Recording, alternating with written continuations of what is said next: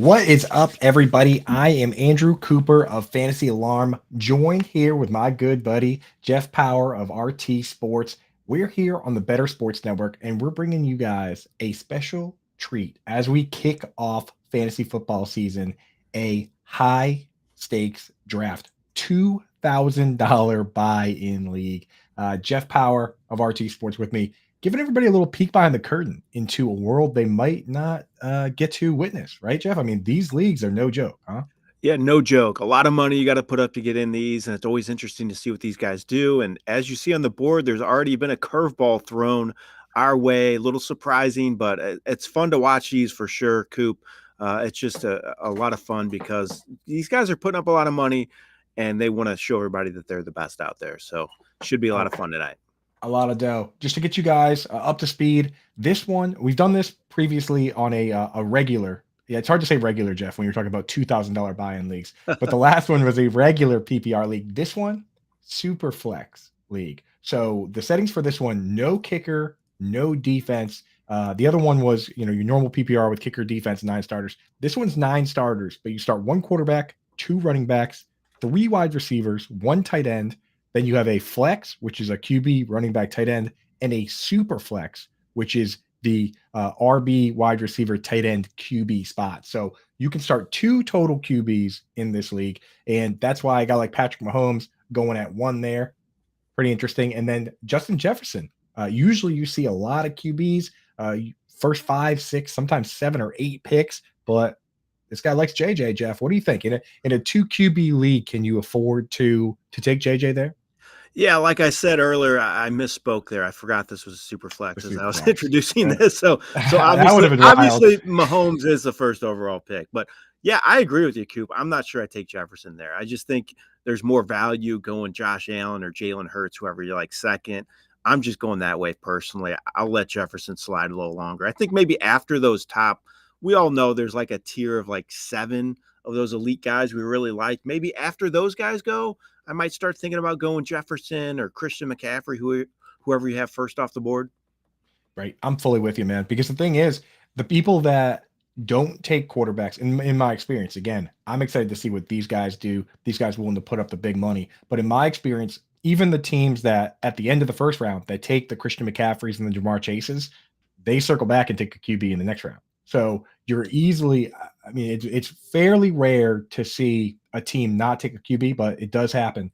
And the stuff that comes back to you, even at the 2-3 swing there, can be kind of rough. But we'll see. I mean, 32 QBs aren't going to go in the first 32 picks, Jeff. So we're going to get everyone's going to get an opportunity to get somebody they can plant their flag on. And maybe this guy picking at 2 has a couple late round guys he really likes. Exactly. Yeah. Strategy. It's always interesting to see where these guys fall that we see in our normal leagues going in the, early first round. They end up being 3rd round picks. And it's always kind of funny to watch that. But like you said, it should be a lot of interesting to see what these guys do that don't pick a QB first, to see how it shakes out for them the rest of the way. Like you said, maybe there's a guy they like later on that they feel that can produce those QB1 numbers. So that's why they went with Jefferson. Yeah, and to all the people out there that, maybe you only play your hometown league or your work league and you're looking to start a new league up, these ones here, these Superflex ones, this is kind of the new PPR, Jeff. Like maybe we're dating ourselves a little bit, but you and I were around when PPR was a new thing. And a few of us were saying, that's too gimmicky. It's not going to stick around. And now that's the new standard. And now we're seeing people come out with the tight end premium and the 2 QB leagues. And honestly, if I was going to start a brand new league, it probably would be Superflex. What are your thoughts on that? It is. You're correct, Coop. They're popular. Superflex has become more and more popular. They're even trying to get rid of the kicker and defense. I don't know if I feel good about that. I don't like that personally. I don't like it, but I think that's kind of the way that people are trying to go, unfortunately. But it is the new wave, and I think if you've never done it, it's just so interesting. It's just a different dynamic, your whole draft, just by taking a QB first. So like you said, if you've never done it before, even getting in a best ball league, you can do those on our site for $10. So if you want to get a little skin in the game and try something different, I highly recommend it. They're a lot of fun. Yeah, that's the way to do it. Get in now on RT Sports. And actually, if you go to rtsports.com/fantasy alarm, you can use promo code alarm23 They'll match 100% of your deposit up to $200. And you can get in and play one of these this year. There's still time, still a couple days. Play one this year, see how you like it. And then if you do like it, then you bring it to your friends and family, and you got a leg up on them a little bit. You've at least played it before, so you bring the strategy out. So go check that out now. RT Sports, promo code alarm23. They'll deposit 100%. They'll match 100% of your first time deposit up to $200. And you can get in and start playing formats like this. And you guys got all sorts of crazy formats over there. I know you have the $20 best ball championship, $20, and the winner of the whole thing gets $25,000. I know you guys have the cut line leagues. Give me a little rundown how those cut line leagues work, because we talked about it a little bit before the show, and I'm intrigued on how that one goes down. Yeah, our King of the Mountain game's a little different. So you pick a QB, running back, and tight end / wide receiver every week. You can only pick them once, though. So once you pick them, they're done. But there's a cut line every week, and it keeps getting lower and lower as the season progresses. Definitely a lot of strategy involved with this. It's fun. It's a $25,000 grand prize too, just $10 to enter, and it's 2 for $15. So it's really popular. We call it our King of the Mountain game. It's just a great contest. Something a little different. Like, a lot of people are branching out doing the Superflex like we're looking at now, but this is something different as well. And if you want to try something other than your standard leagues, I'd give this one a shot too. It's called King of the Mountain. So now I thought it was like a guillotine type league. Now that I know what that is, Jeff, I'm a ringer in that format. I've never told you, but there's a league with experts called the Baby Bowl, where you can only use one player each week. And once you use a guy, you can't use him again. And I'll tell you what, I've actually won that outright before out of like 200 analysts, Jeff. So this might be my format here. Nice. This might be my one. Yeah. Go for it. All for it. It's just $10 to get in, win 25,000. So I'd do it, Coop. I'll be getting in for sure. And I'll tell you what the secret for me was, I'm the tight end guy, right? That's my kind of cheat code. So I know which ones are the discounts, what the matchups are. I actually didn't even end up using like TJ Hawkinson because I was saving the good guys for the end, didn't even need them. So, and that's another reason why I don't like the getting rid of the kicker and the defenses, because as a tight end analyst, I start looking around, and the moment you get rid of the kicker, I say nothing because I'm not a kicker analyst. Next thing you know, now you're getting rid of the defense, right? And then once that's gone, what's the next position to go, right? It's the tight end. So I got to protect my my namesake. I got to protect my job here. But anyway, enough about that format. Let's talk about this one, the Superflex League. First round here for those just listening. Say you throw it on the background, you're hanging out. Here's how the first round broke down. Patrick Mahomes, standard pick.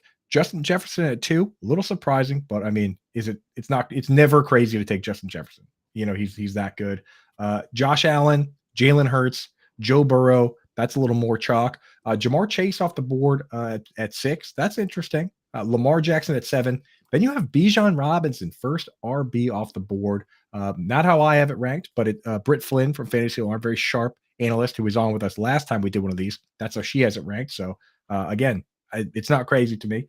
Christian McCaffrey, Justin Herbert, Justin Fields, those 2 very standard picks here. And I'm interested to see what Roddy Warren's going to do here at the last pick. But give me your thoughts on some of these. The QBs, I don't think there's a pick up there where I look at them and I say, that's out of line or it's out of order or I have a problem with it. But, Bijan going as the first RB, Jamar Chase going. What do you think, Jeff? Yeah, I can't take Bijan over McCaffrey just because of McCaffrey's receiving ability. I know Bijan's probably going to catch a lot of passes as well, but I still trust McCaffrey just a little more at this point in that offense. Chase, you've seen a little bit on our side, at least, him going 2 at times. So it's not a huge shock to me. But again, I'm probably leaning, like I mentioned, all these quarterbacks just went in this round. That's my cutoff. That's my 1 tier. Once it gets to Lawrence, it's it's down to the next tier. So I really would want one of those guys on my roster. So if I'm picking and I got a chance to get them in the first round, I would have pulled the trigger on them. But like you mentioned, this last pick as well, it's always interesting to see what you do on the turn because there's a lot of strategy involved. I mean, you don't pick again for a long time, and you got to wonder what these guys are going to do. Or they're going to go back to all these guys are going to go back-to-back QB. Some of these guys that don't have a QB, they're going to take at least one. So it's tough when you're on the turn like this in a Superflex league, in my opinion. Yeah, it is tough. You have to. I think Trevor Lawrence is the pick there for sure. And I actually don't mind going Eckler. I think I have a bit of a tier break there. Me personally, I'm taking both the Justins ahead of Chase, Robinson, McCaffrey, and honestly Jefferson as well. So I'm with you that me personally, I have some, and I technically have Justin Herbert ahead of Joe Burrow, but my advice to anybody out there is you're splitting hairs. Take whoever you want. For honestly, it was the calf injury that had me flip it. And the more I've looked at, Justin Herbert essentially having the second most passing yards in the league last year, despite having a low A dot, with Joe Lombardi calling the plays, and now Joe Lombardi's gone. I've kind of sold myself on just having Justin Herbert ahead of Joe Burrow, but those ones are so close. So for me, I'm taking Mahomes, Allen, Hurts, Burrow, Herbert, Lamar Jackson, Fields, all before I take Jefferson, Chase, Bijan, McCaffrey. For you personally, are you taking Trevor Lawrence ahead of the position players, or where do you draw that line? It's Trevor Lawrence for me. Yeah. That's where the line's drawn. It's close though, and I agree with you about Burrow and Herbert. I have those. They're super close. I think it's a coin flip with those guys. I think they're going to finish with really similar numbers. If you have a preference, go with it. I have Burrow ahead of Herbert right now, but it's really close. I like those guys in that spot right after Hurts though.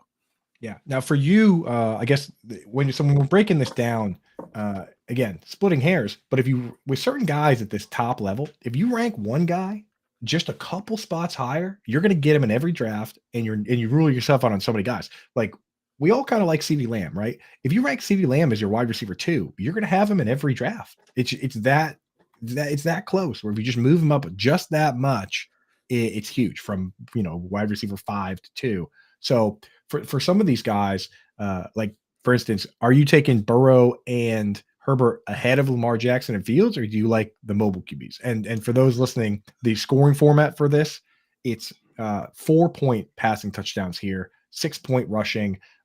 There are, there's the rest of it is all pretty standard as far as the scoring would go. 25 yards for a point passing, 10 for rushing and receiving. But it is a 4-point passing league. So for you, does that matter at all? And do you like going with the mobile guys? I do like going with the mobile guys. I have Jackson. I do have him ahead of Burrow and Herbert, but not Fields. I still have him behind those guys. Jackson, he really intrigues me this year. We've heard it before. They're going to move their offense more pass heavy, so we'll see if that happens. I'm still not sold on that. Either way, he's just so good running the ball, and he's got 1,000-yard potential. He's done it in the past, been an MVP, so I still trust him at least more than Fields at this point. But I do have him ahead of Herbert and Burrow. And you have to like the Russian QBs just because their floor's high on a weekly basis because of their ability to produce on the ground as a QB. So you always have to value them a little more. Yeah, that's where I'm at almost exactly. Oddly enough, you and me, it's kind of the conservative approach, but I do have Fields a little behind just because I've watched Lamar Jackson lead this league in passing touchdowns and be the MVP of the league. Whereas Justin Fields, I haven't quite seen that passing from him. I've seen the rushing from him. But yeah, there's with this new offense, Todd Monk and air raid, maybe Lamar Jackson gets back to that MVP caliber level, right? Yeah, definitely. It's funny you said that about just moving your rankings just a little, and it changes the whole dynamic. We did a $10,000 draft over the weekend. I watched that. Someone took Tony Pollard with the 5th overall pick. Now, they were not going to get him on the way back, so they have him ranked higher, and it just, like you said, it changes everything, and that kind of threw us for a loop a little bit when we saw that. But that's going with your guy, and that's what that owner did. Took Tony Pollard. Putting 10 grand on it. That's a little different than doing in your hometown league, like exactly. that's maybe you see drafts like that in downtown Dallas, but I'm not sure. A lot of the ones I've been, he's been a 2nd-round pick. But you're right. If you're picking at 5, you can't guarantee he's going to come back. In this league, in this one right here, even in Superflex, he didn't come back, right? So it wasn't happening there. So you got to get your guys. And I will say, guys like Tony Pollard and Nick Chubb, this year, this offseason, I've really seen a separation between who both in the analyst community and the draft community and across the board, who has take lock, who is honestly just a bit of a hater, I would say, versus who is willing to kind of side with what their own previous analysis was. I saw so many analysts say, and myself included, that I didn't like Tony Pollard because Zeke Elliott was there. Now that Zeke's gone, I'm in on Pollard, right? And same thing with Nick Chubb and Kareem Hunt, where now we're seeing people come around, but I'm also seeing a lot of people that aren't coming around. And my question is, was it actually the Kareem Hunt and Zeke issue, or did you just not like the player? Because now that those guys are gone, I've noticed Nick Chubb. I mean, where is he? Why isn't he off the board? Right? Like everyone has always said all along, that's the one reason. Well, what's the reason now? It's true. When I look at Nick Chubb, and normally in most drafts, he goes at the end of the first round if it's a normal league. He's as safe as it gets, in my opinion. He should see an uptick in catches, maybe not a ton just because it's not his MO, but he hasn't really been given the chance. But either way, he's going to get the rushes every week, plays behind a good offensive line. I think their offense should be better with Watson there for a full season, so he could get more goal line carries as well. But I look at him, and you want to go safe, RB1, Chubb is that all day for me. Yeah, I had basically I had 5 guys I considered to be my safe guys. It was, Christian McCaffrey, Bijan Robinson, Saquon Barkley, Austin Eckler, and Nick Chubb. In my regular 1 QB leagues, whoever I got in the first round, I didn't care. I really didn't care which one came to me. Which kind of made me want to have later picks in the draft, right? Like I'll take whoever it is, and then like Devontae Adams next round or whatever comes. So I have no problem with it. And then once Zeke Elliott signed with the Patriots, I actually moved Tony Pollard up into that group. I was worried, and for him and Austin Eckler, I was worried that the teams were just going to add another ground and pound player. And I will say for the Chargers, I'm a little surprised they didn't add a ground and pound guy, just given how the season ended last year, right? Against the Jaguars, they're winning, they're out in front. All they had to do was run when the other team knew they were going to run, and they couldn't really do it. And if you go back and look, Austin Eckler has actually quietly never had a 1,000-yard rushing season. Neither has Alvin Kamara. It's not their game. Are you surprised at all by that? And do you think there's a chance that a guy like Leonard Fournette or some of these guys sneaking around, they might do something about it? I think it would make sense because you look at their backup situation too. I think they thought they had something with Spiller when they drafted him, but he hasn't panned out, and Kelly hasn't been that great as well. So I don't think the backup situation is very good as well. So it would make sense.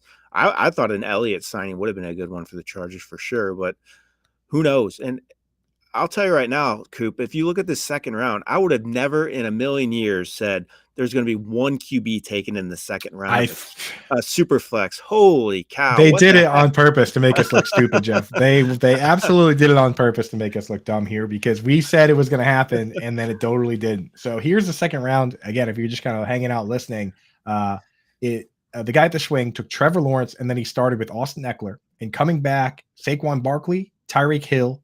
The Christian McCaffrey drafter took Deshaun Watson, so he did take a quarterback there. And then Tony Pollard, Stephon Diggs, Nick Chubb, CeeDee Lamb, Garrett Wilson, Derrick Henry, A.J. Brown, and Amon-Ra St. Brown.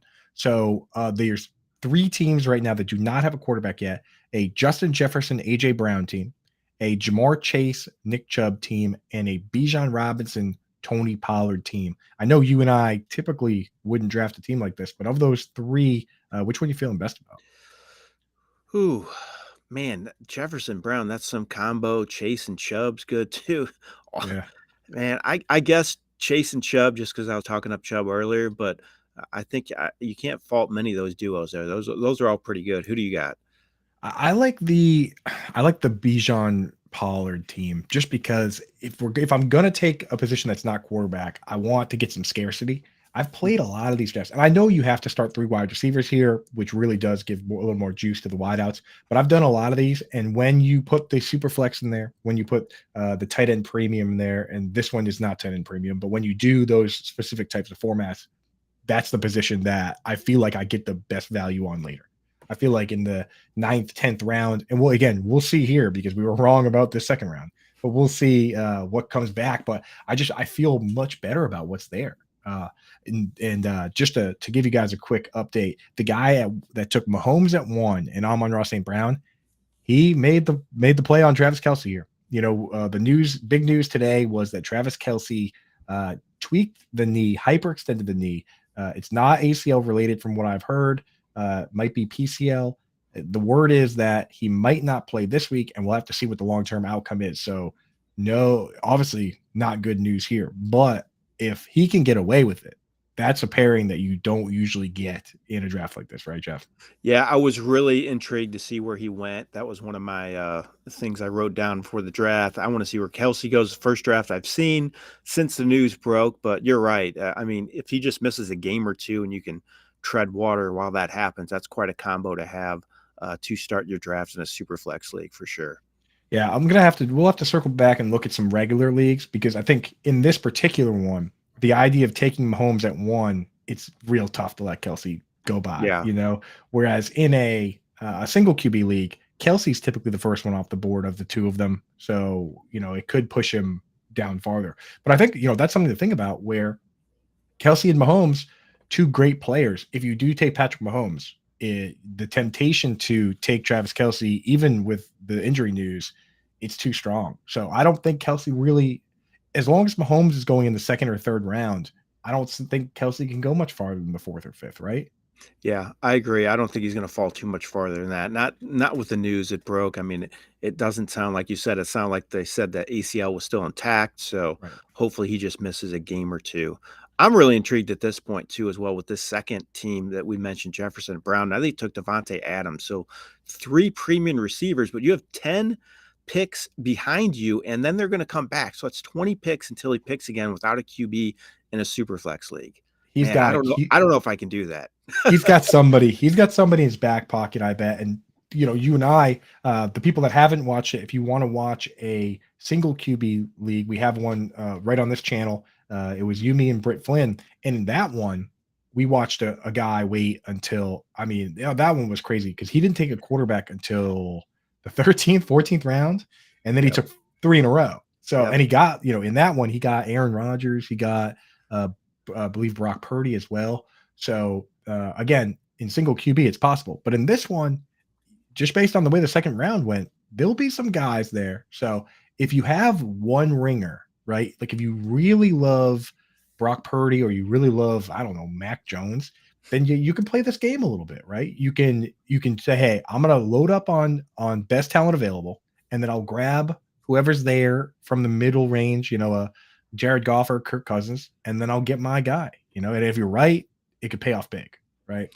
Yep, I think you're right. But the way I look at it too, though, is that Mahomes, he averaged 27 points per game last season, and you get a guy that averages 21. That's a bigger difference at QB, than it would be at receiver or at running back between, the elite guys and the guys farther down the draft board. So that scares me. I don't know if I can't go much longer if I'm that team. If the guys I want are coming up in the next couple of rounds, I think I have to pull the trigger on at least one.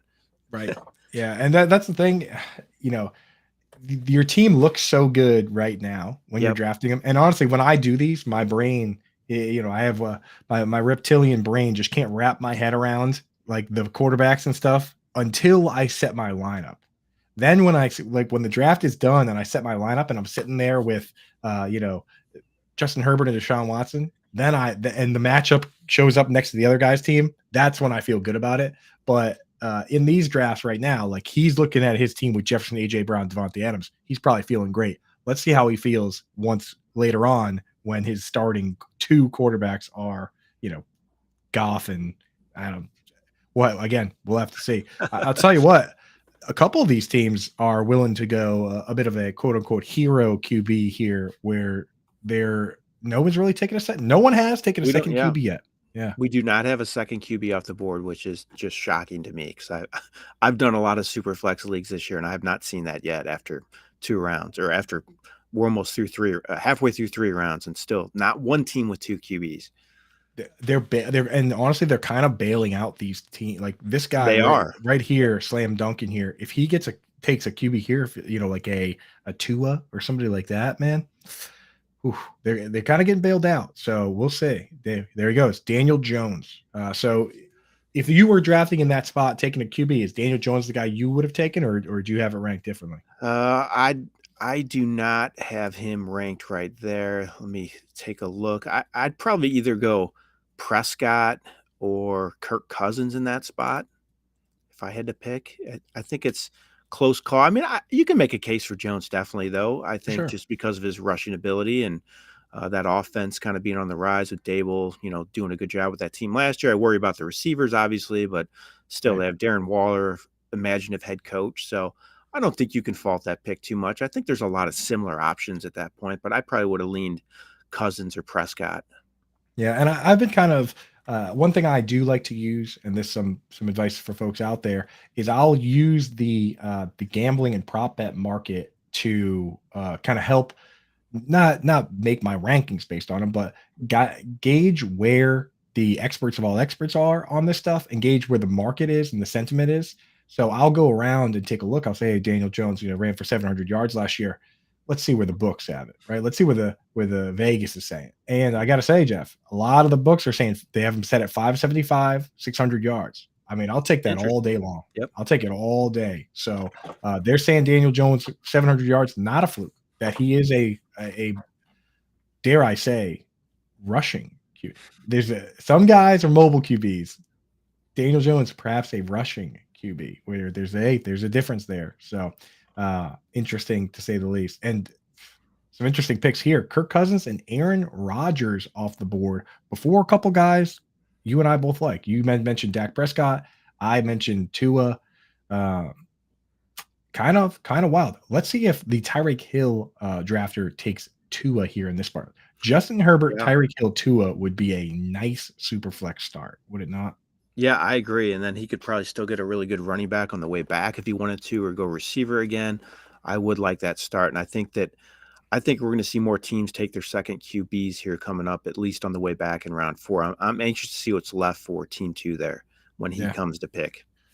Right. Yeah. They honestly, really, they should make him again. You don't want to go too far out of your rankings, and you never want to really spite pick, but they should make these guys pay, because if you let him get players like that and then you chase the wide receivers yourself and let the QBs fall, you're playing right into his hands. You're playing right into those people's hands. You cannot let them get away with that. I don't like to chase when there's a run going. I really don't like to chase. I would rather get the best player, best tier of a different position than come back. So, but again, crazy jam there. Not going with Tua, even though he has Tyreek Hill. What do you think about Tua this year? I mean, as long as he's on the field, I'm good with him. I think that offense, they'll suit it to him well. Mike McDaniel did a great job with him, getting the ball out quick.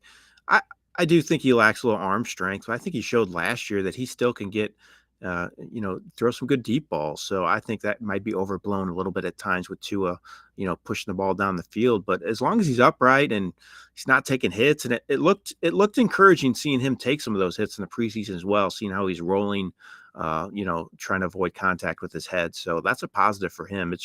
It does scare me a little bit that he might be, a hit away from maybe not playing for a really long time. So you're saying that the jiu-jitsu might be paying off? It might be, I think. Yeah. Hey, I'll tell you what. I mean, the thing is, we've seen both sides of this coin. We've seen guys like, I know it's a tough topic to talk about in our industry, but hey, when you have $2,000 on a team, you have to think about all the possible outcomes, all the possible scenarios. Like we've seen a guy like Chris Borland just in the offseason just hang it up, right? And just say, I don't want to do it. And we've also seen guys on the flip side.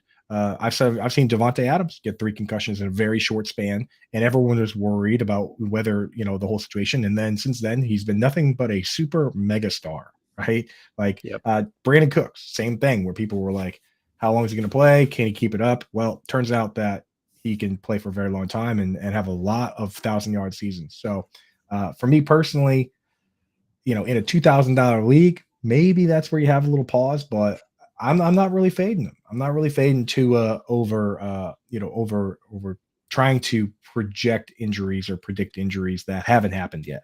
And it's the same thing with people did it last year with Jonathan Taylor and Christian McCaffrey. They tried to say, well, Christian McCaffrey's going to get hurt, so I'll take Jonathan Taylor. How'd that work out, Jeff? Not so great. Nope.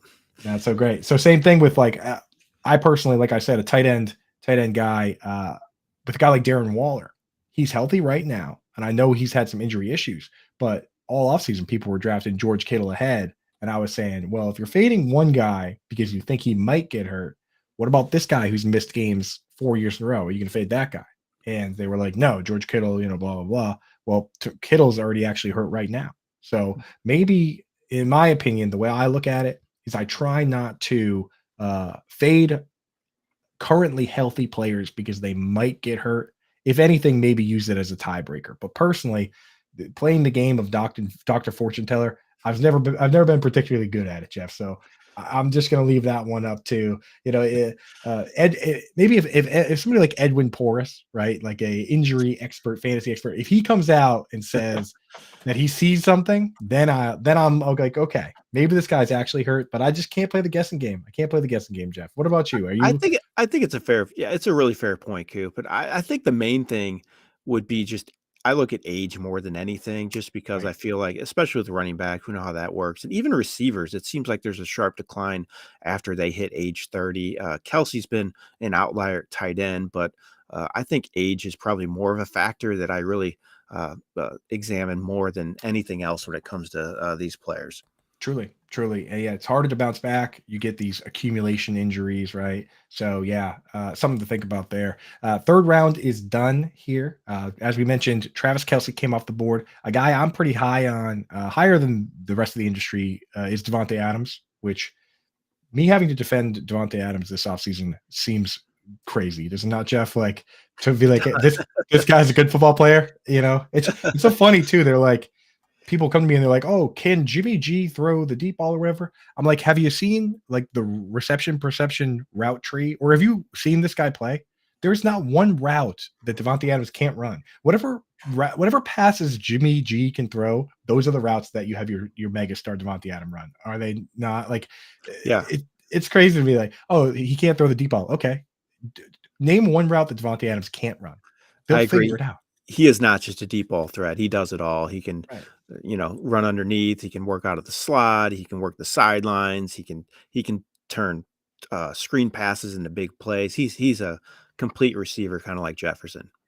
That's what I'm saying. So it's like, whatever he can throw, they're going to be going. So anyway, Kelsey, Devontae Adams, Jalen Waddle, who still a little bit of injury question. You got to keep an eye on that. But, I love this player. I'm still taking him in the spot. Josh Jacobs off the board, Cooper Kupp. Man, that is a scary pick. Rob, do you think this is Rob's only $2,000 team if he's taking a shot on Cooper Kupp? Yeah, I mean, I guess some people want to just, want to take some chances, and that's a guy that can be top 5 overall if all's going well. But man, I don't know if I can do that. If I'm spending this kind of money, I'm letting somebody else take Cup. I just think he's big concern going. I don't like going into the season with these soft tissue injuries. That really, like Kittle as well. You mentioned him, but that really kind of scares me. The soft tissue injuries as the season gets going is just not a good recipe in my opinion. Yeah, yikes. Not to mention Cooper Kupp flying across the country to go to see a Yeah. special doctor in Minnesota. Does that sound like a guy who's day to day to you, Jeff? Not really. Doesn't He's looking for something to get this remedied quicker, sooner than Yeah. later. Like you said, that does not sound good. Day to day is like an ice bath. It's not a plane ride, So that's where I'm at with that. Cup, I'll let somebody else draft him until it starts getting crazy. Until it starts getting to the point where I look around and I say 8 games of Cooper Kupp is better than 17 games of so and so, which does happen in round 6, 7 or so, right? Like Yeah, there's always a line. he could still get 70 catches in 8 games in that Yeah. offense, knowing him. So, I mean, at some point, you gotta just do it. You can't say you're never gonna draft a guy because there's at some point where you're gonna pull the trigger if you have to.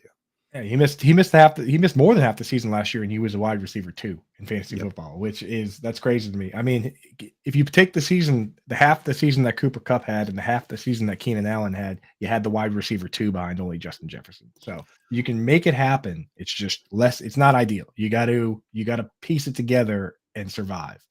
So Cooper Kupp, Daniel Jones, Chris Olave off the board, the Bijan. So to again, if you're just listening, Jamar Chase and Nick Chubb, the guy that started with those 2 guys, he took Daniel Jones as his first QB, and the guy with Bijan and Pollard took Kirk Cousins as his first QB.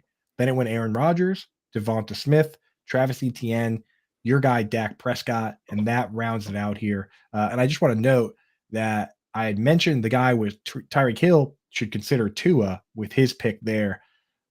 It almost came back, and the guy right before him took Tua. So didn't let him get away with it. He almost got away with it where he would have been playing with house money a little bit, but yeah. And he didn't take his second QB there. He took Ramondre Stevenson instead. So still got a couple teams out here with only one QB through 4 rounds. There's a couple already that have said, hey, you know what? next round I'll figure it out. Yep, exactly. And there's one team without a QB yet still, and I don't think Mm. that's going to be the case much longer. I think he's going to pull the trigger with this pick.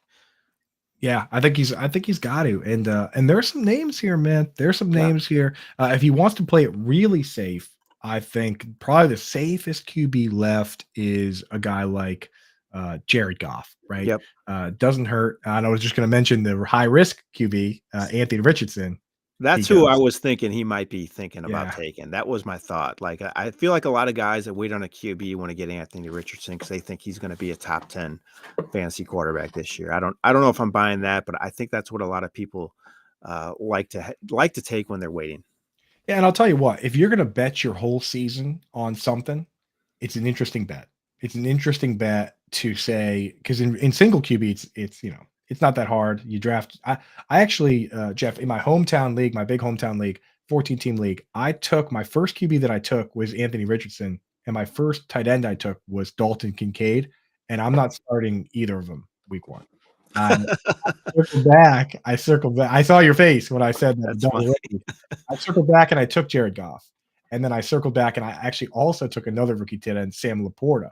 And I look at, the matchup with the Chiefs and the 54-point over under, and I just say, hey, you know what? I'm gonna start safety in Goff and throw Laporta in there and not worry about Kincaid versus the Jets and all that. So, you don't always have to start the first guys you draft. I draft for upside and then I set my roster, I set my lineup based on matchup. That's how I play it. So, I've seen that a lot with Anthony Richardson this year, and I think it's a smart strategy. It's a guy that could be end up being capable of being really, really good, but maybe it takes him a little bit to get going. And the QB position's deep. So, like you said, you look at these early season, early week matchups, and there's guys that have better ones than others. And I think it's a smart play. I like that strategy. There yeah, goes Goff. there you go, Sid. So, and there it is to the team, right? The team with three keeps. And I like that. Not only did he get, oh, actually, sorry, he had AJ Brown, not Amon-Ra St. Brown. I was gonna say maybe get a little stack action, but hey, it could have been way worse. Yep. I would have pictured a guy waiting until the end of the first round to take his QB. That could have been a nightmare, but it actually worked out pretty well for him, especially if he can come back and take somebody that he's confident in here. We'll see if maybe he has somebody he's willing to reach for to kind of plant the flag on, or if he's willing to just piece it together later. So will Yep. be interesting to see coming around here. But I'll give everybody a quick recap. Round four, just about in the books. One more pick that will be done by the time I get there. So came back Keenan Allen, Tua, as we mentioned, Ramondre Stevenson, Amari Cooper, Calvin Ridley, Jahmyr Gibbs, Geno Smith, T. Higgins. Surprisingly late for T. Higgins. Nice pick there for Rob Base. Anthony Richardson, Joe Mixon, Jared Goff, and then the first team that took Mahomes, Amon-Ra St. Brown, and Travis Kelce is going to finish the roundup now momentarily, and we'll let you know who they take here. But for this round, Jeff, 4 rounds in, pretty solid look at things. Which team are you feeling? Which team looks most like a Jeff Paur team to you? Yeah, it's going to be one that has 2 QBs. So I would say almost team 12. I like Trevor Lawrence, Eckler, Prescott, and Allen. I think that's a good core. I probably would have went Higgins over Allen though, personally. Like you said, I thought that was pretty good value for team 5 there to get Higgins to pair with Burrow, especially. But for me, if I'm putting my name on a team, it's going to be a team that probably has 2 QBs after 4 rounds and an anchor at running back and receiver. And I think team 12 probably has the one that fits the mold best for me. Yeah, it's very well rounded. He needs the char. I mean, he's got Austin Eckler and Keenan Allen, so That's true. needs the Chargers to do what they do, but it's not a bad bet, right? Like Yeah. I already said that I love Justin Jefferson. Me personally, sorry, not Justin Jefferson. I was Justin Herbert. I love Justin Herbert to potentially lead this league in pass yards. When I look around at these teams, honestly, there's some teams that started off the way I would, but didn't make some of the picks that I would. Right, like I would have really liked the Fields Barkley team if he had taken, the Herbert Tyreek Hill team if he had taken Tua there, but he didn't. I think for me, if I'm gonna plant my flag on one of these teams, it would probably be the one with probably still the one with Herbert and Tyreek Hill and Devonta Smith. But I don't know. The Ramondre Stevenson pick isn't one I would make. This has been an interesting draft for sure, and it's why it's always good to get a look at what some of these guys, these high stakes guys, these guys willing to do things differently, to take big risks. It's pretty cool, kind of interesting. Yeah, definitely interesting. Like you said with Stevenson, I don't know I have very little stock of him this year. Me neither.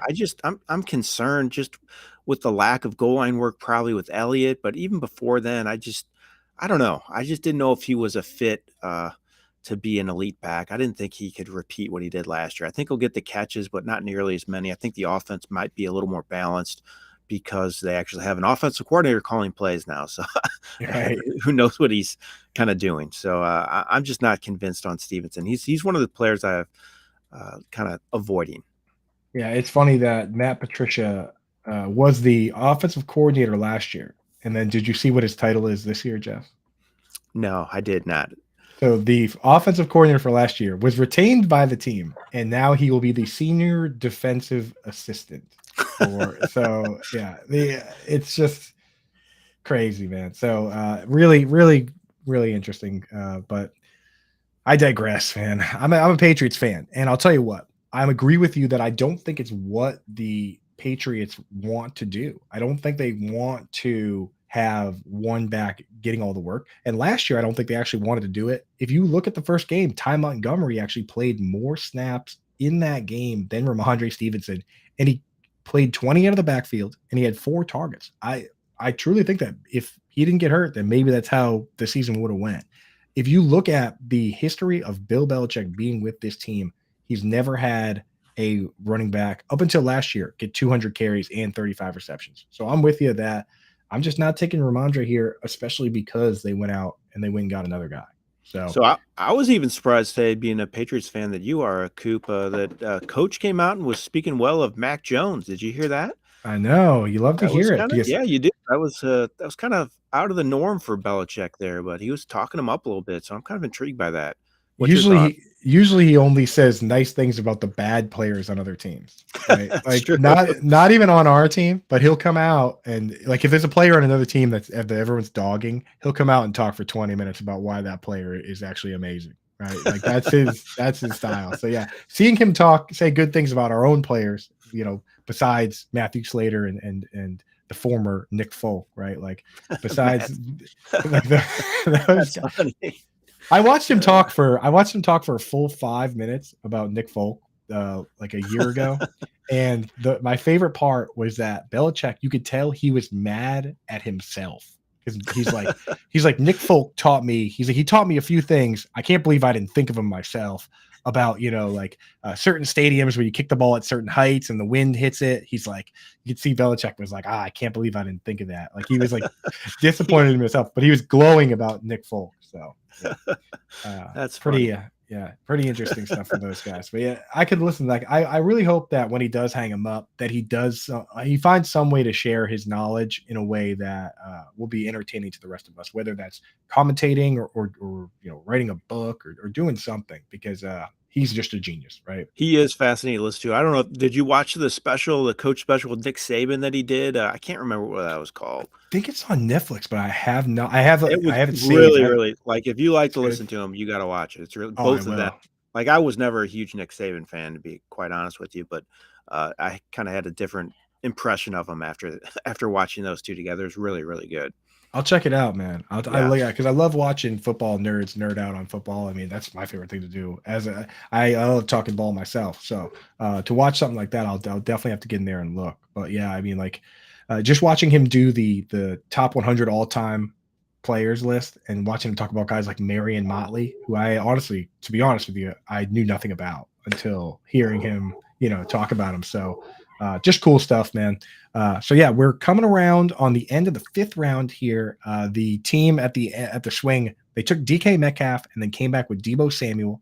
Then you have Najee Harris, Kenny Pickett. So the team that started 3 wide receivers and took Jared Goff, he says, nope, not double tapping QB. I'm going right back to work. Took his first running back. So Kenny Pickett after that, Aaron Jones, Kenneth Walker, Mark Andrews, DJ Moore, Christian Watson, James Cook, and 3 more picks left in this round. But that's where we stand now. And tight end looks like it's readily available. With Yep. Travis Kelce still going early to the Mahomes drafter, but Mark Andrews in the 5th round, that's pretty decent value, no? Yeah, that is good value. Only 2 tight ends off the board, some really good ones left as well, like you mentioned. I think a couple of these teams, a team that just picked, I wouldn't be surprised if maybe they took a tight end maybe on the way back. 'Cause I think receivers starting to thin out a little bit, and you got a lot of similar options. I always advocate tiering your rankings, and I think this is a good reason why. So you don't reach for certain people and try to get better ones at different positions if you have to. But I'm kind of intrigued to see what these last couple picks are, to see what these teams do, especially with, like you mentioned, so many good tight ends still out there. Yeah, you have to wonder if, Travis Kelce's banged up, Mark Andrews was already banged up, George Kittle is also dealing with a adductor injury, and honestly, Darren Waller's been hurt. Kyle Pitts got hurt last year. Maybe people are just looking at it and saying, "Hey, you know what? If I'm going to fade something, it's going to be tight end." So we'll have to see what happens here. But already so far, uh, that seems to be the case. Teams focusing on QB and wide receiver. 3 wide I receiver and a flex and a super flex. People are taking wide receiver pretty seriously here. Yeah, receivers really going off the board quick. I mean, we're in round 5, and you already have Hopkins going and Watson. These are guys that normally get pushed down a little farther in many of the drafts that I've watched, at least. So, like you said, though, something has to give when these QBs are taken earlier as well. So some of these teams are kind of punting the tight end position, so it's pushing all of them down a little bit. But receiver, not so much. That's still getting drafted quick. Right. And I'll tell you what, folks out there, if you're looking at this draft board and you're saying what Jeff and I are saying, which is, hey, you know what? I get it, but it's not what I would do in drafts, right? And if you like your strategy and you think you can compete, get on over to RT Sports, use promo code ALARM23 and get set up. They'll match 100% of your deposit up to $200. This one's a $2,000 buy-in, but you don't have to play $2,000 buy-ins if you don't want to. You guys have drafts for as little as 5, I believe, going all the way up to, as you mentioned, $10,000, which is crazy. But yeah, use promo code ALARM23. They'll match up to 100% of your deposit, up to $200. And just for the folks out there, when it comes to playing fantasy football, playing any of these stuff, there's a certain limit that you might hit that, $2,000 is a lot of money to some people, maybe more than, for some people than others. If you feel like you have a problem, you feel like you're doing a little too much gambling, a little too much playing fantasy and stuff, there are people that can help. Call 1-800-GAMBLER. Give those guys a buzz. Talk to them about what's going on. See maybe if you need a little help or just to maybe confirm that you're doing all right. And those guys will help you out. So definitely don't feel like you have to be alone in that kind of stuff. Give them a buzz, 1-800-GAMBLER if you feel the need. But yeah, so we finished up the 5th round here. Chris Godwin, DeAndre Hopkins, and as you mentioned, TJ Hawkinson. Was that the guy you were picturing in your mind as the next tight end off the board, or did you have somebody else in mind, Jeff? Nah, it would have been Hawkinson for me. I like him a lot this year. They just gave him that huge deal, probably overpaid him, but that's another story. But I still think he could end up being second in targets behind Jefferson. I'm still not totally convinced Addison's going to have a huge season as the wide receiver number 2. Hawkinson just had so many looks and had a great rapport with Cousins. So I still think he's going to have another really big season this year in Minnesota. Yeah, I mean, he's to me. I have Kelce in his own tier, whenever was healthy at least. Kelce in his own tier, Mark Andrews in his own tier, and then in the next tier, you got to figure out how risk averse you are. And I think if you want the safest possible guy, it's TJ Hawkinson because he gives you access to both worlds. In my research on tight ends, I've kind of figured out that you actually don't need to lead your team in targets to have difference making upside. In fact, the best tight end season of all time, the player that had it didn't lead his team in targets that year. It was Rob Gronkowski on our Patriots. Scored 18 touchdowns. I think that was a bit of the cheat code on that one. But in that season, Wes Welker got like 170 targets. So it's entirely possible to be, as long as you're a top 2. Now, I say top 2 because I went back and I looked at the top 50 tight end seasons of all time, and there was only one in there essentially that was a guy that wasn't 1 or 2 on his team. It was Tony Gonzalez on a team with Roddy White and Julio Jones. So that's where you need to live, top 2. TJ Hawkinson, at least, he has access to that potentially being a top 2 on his team, which very few guys are even in the conversation, right? Like Irv Smith Jr., how many injuries does he need? Like Gerald Everett, how many injuries does he need, right? So he's got the possibility, but I feel like the worst case scenario is he's third and you're still starting him every week. So if you want to be safe, go with TJ Hawkinson. If you want to go crazy, maybe you go for a guy like Darren Waller and say, hey, I want second is nice, but what about first, right, Jeff? Yep, I agree. I think Waller might have the higher ceiling, but definitely a lot more riskier, just because of his history and being on a new team. You still don't quite know what's going to happen with him there in New York. Learn a new offense. Is Daniel Jones going to have a great rapport with him? Who knows? Still a lot of questions to be answered, but he definitely is really intriguing, though. I mean, he could have a monster season if all goes well for him. Right. And just the fact we've seen it before. We saw it before, right? With the when he was the top dog for the Raiders all those years, when Antonio Brown, of course, found his way off the team, right? And then they kind of whiffed on a lot of draft picks. So he was the top guy with no competition for a long time. And now he goes to a team, like you said, Wan'Dale Robinson coming off the knee, Sterling Shepard coming off a number of different injuries. Isaiah Hodgins being a undrafted free agent that's fairly unproven. Jalen Hyatt, of course, won a Fred Biletnikoff award-winning, wide receiver, but a rookie himself. So, there's not too much competition where you can say, well, he's third behind these guys. I feel pretty good about drafting Waller. And again, at tight end is the one position where I don't care about floor. I truly don't. I only care about upside. Yeah, I agree. And I think there's a couple guys that fit the bill of guys that, can get opportunity this year. And one of them for me is David Njoku. I think he's a guy that after Amari Cooper, they have had struggles finding a number 2 receiver. So I think he could rack up the targets with Watson, Jawan Johnson as well in New Orleans, not to talk about guys that haven't been drafted too much, but he's another guy that intrigues me too. I don't know what your feelings are about him at all, but I just think he could have a good season just because I don't trust Michael Thomas to stay healthy. And based on his history, I like Carr as his QB.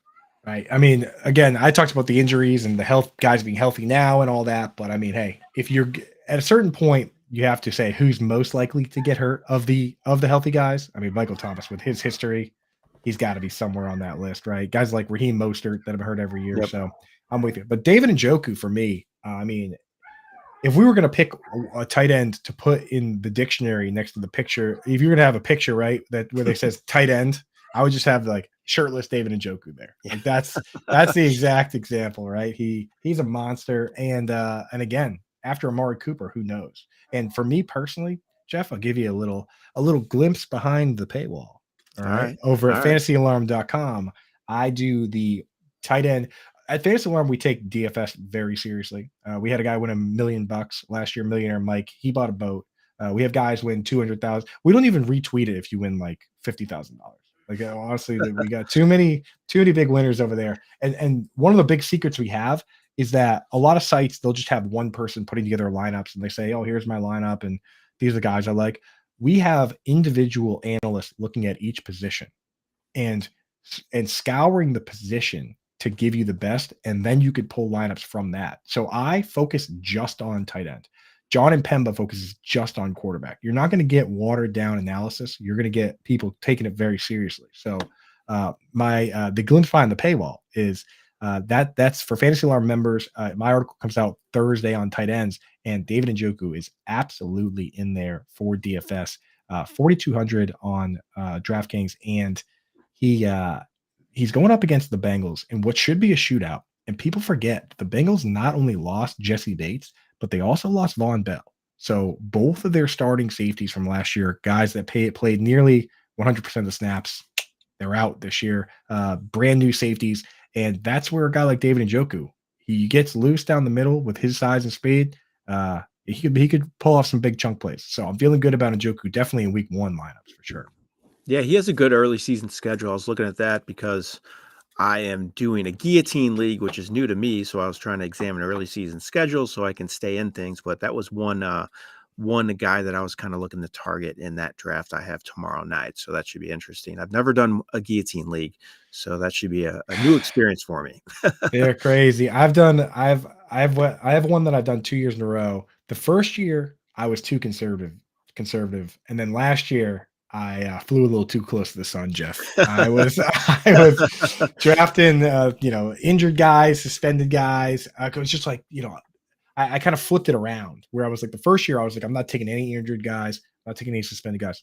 Then last year I was like, you know what? I was like, everyone's going to be doing that and they're going to fall. So I'm going to get through. Like, galaxy brained it last year. I think I got cut in the second Oh week. no. So, yeah. You need a balance there, Jeff. You need a balance. I could see that.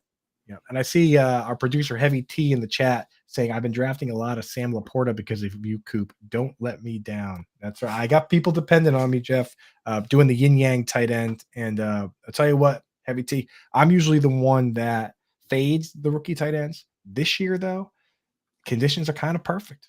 I mean, as far as the top 2 target game, at least early on, Sam Laporta's got a path. Dalton Kincaid, I mean, he's going to play slot for Josh Allen. I watched a 30, 31, and 32-year-old Cole Beasley have back-to-back 100-plus target seasons playing in that slot role. And I went and looked back at it.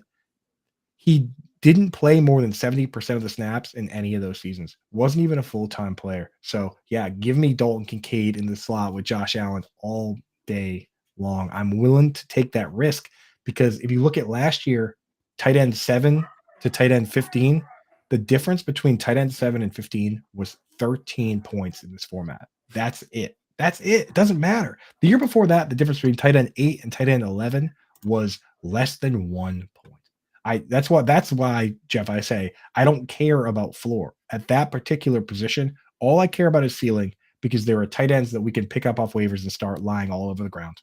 And that's the end of my tight end spiel for these first 6 rounds. No, I agree with you. I usually fall, to that pattern as well in my drafts. I usually wait a little bit and take a guy like Njoku or Evan Ingram. I just think, like you said, you can pair them with guys, go with guys that have high weekly ceilings that can get it done. I mean, I even look at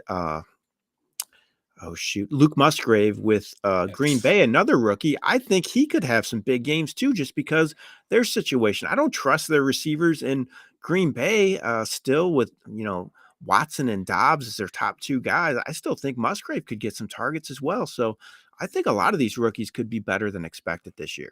And don't look now, Jeff, but Romeo Doubs is banged up and unlikely to play week 1. So we're already going to get in there with a new quarterback, Jordan Love. First couple games, build that rapport. Maybe you don't give that target share back. Maybe you don't give it back. So that's where I'm at. I have a tight end article up there that I do every single year.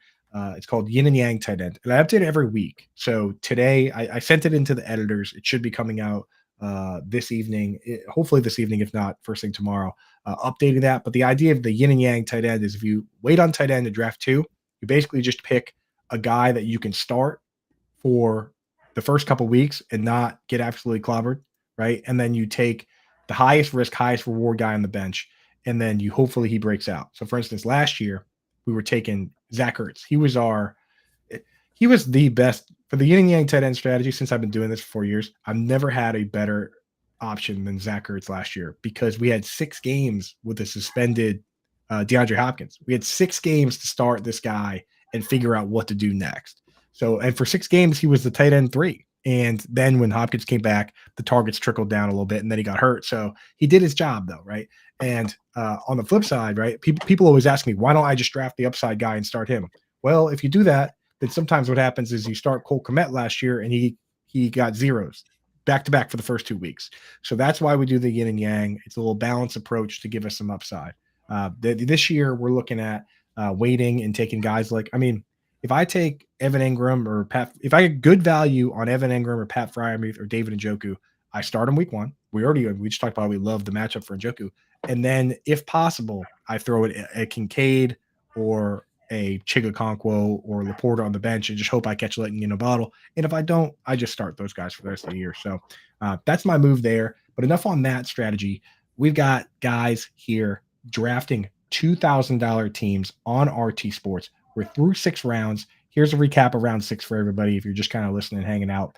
Breece Hall, Deontay Johnson, Russell Wilson, Mike Williams, George Pickens, Damian Pierce, Alexander Madison, Derek Carr, Darren Waller, Brandon Ayuk, Dallas Goedert, Cam Akers, And Jeff, I will say the quarterback game of chicken is well underway between 4 of these teams now. There are 4 remaining teams that don't have 2 quarterbacks yet. And basically it now we're in that spot that's no different than your single QB hometown league where you see how long you can go before one of these other guys gets frustrated and just takes a third quarterback and tries to make you pay for it. So interesting to see where this is going to go. Interesting to see where it's going to go. That might happen. You're right. Some team may take a third QB just to mess with one of these other teams. That would really handicap them if a couple teams would do that. But you got to make them pay. I think. I think you do. I don't know how much longer I can wait around. I've said this earlier when these guys were trying to draft their first one. But man, it's getting thin in a hurry right now. It's getting really thin. Yeah, I'll tell you, team number 9 here, investment.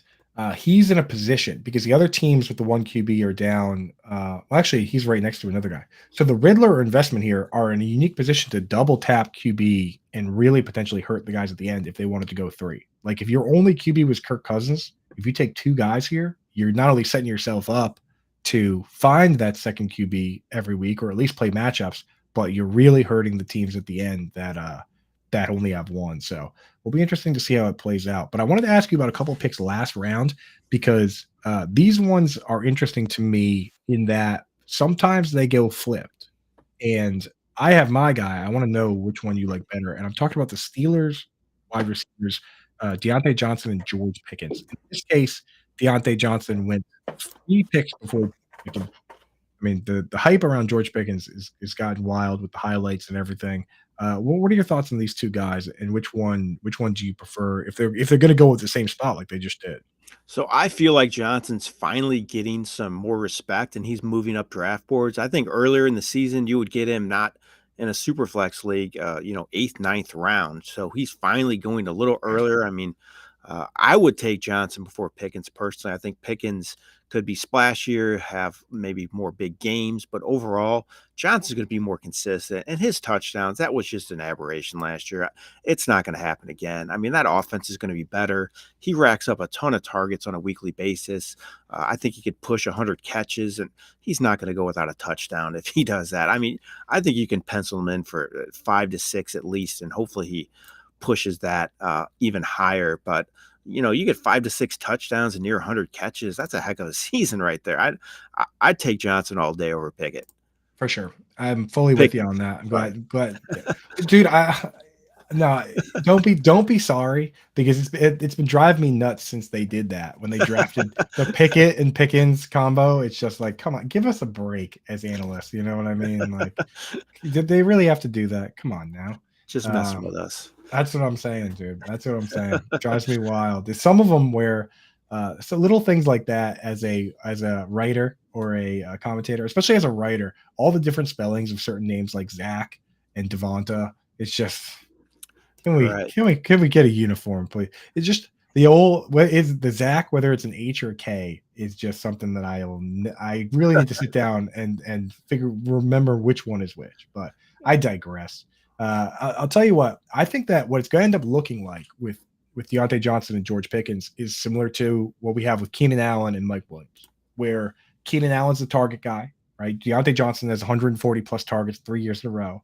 He's maybe a lower ADOT target guy. And then George Pickens is the Mike Williams, where he's the contested catch, chunk play guy, and he makes the highlights and maybe has a couple really fun touchdowns, but is it going to be consistent from week to week? And that's where I'm with you that I chase the targets. The highlights are fun, the George Pickens and Jahan Dotson, but I'm a target guy myself. So I'm taking the Keenan Allens and the Deontay Johnsons and the Terry McLaurins of the world instead of the Mike Williams and George Pickens and Jahan Dotson, unless it's a best ball or maybe a standard league. Then maybe you go for touchdowns and all that. But nah, I like chasing the targets.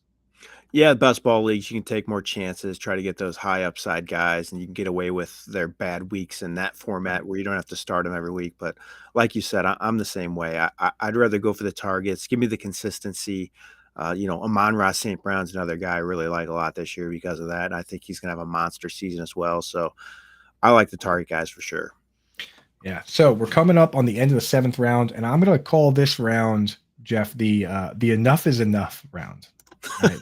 So you've got Javon. Their team's just saying, "Hey, you know what? Enough is enough. I'm taking this guy." With some question marks. So you got Javonte Williams, of course, coming off the knee. Drake London with the quarterback questions. Tyler Lockett. You have Terry McLaurin dealing with some turf toe. Miles Sanders, J.K. Dobbins. The one of our single QB teams did the smart thing here. They took Brock Purdy to go with Lamar Jackson. I really like that pick. Then you have Rashad White and 2 more enough is enough picks with Jonathan Taylor and Alvin Kamara. Again, I kind of personally, I'm looking around at what's going on with Mahomes and Cup and Taylor, and I'm starting to look at Alvin Kamara and the 3 games, but he's going to come back healthy. And I'm saying that doesn't sound so bad all of a sudden, right? No, not so bad, but it's my RB2, which is what this guy did. That scares me a little bit, but I mean, technically, he doesn't have an RB2 yet, right? That's Like true. if Yeah. you take Alvin Kamara, you that's a bench spot.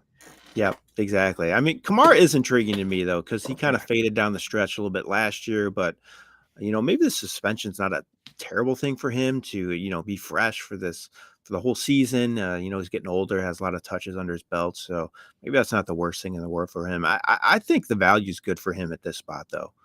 Yeah, I like it here, but you're right. Like if this were a team that had 2 running backs already and then took Kamara, you're playing with house money. Yeah. And to give you guys an idea, say you're looking at Team Crazy Jam here.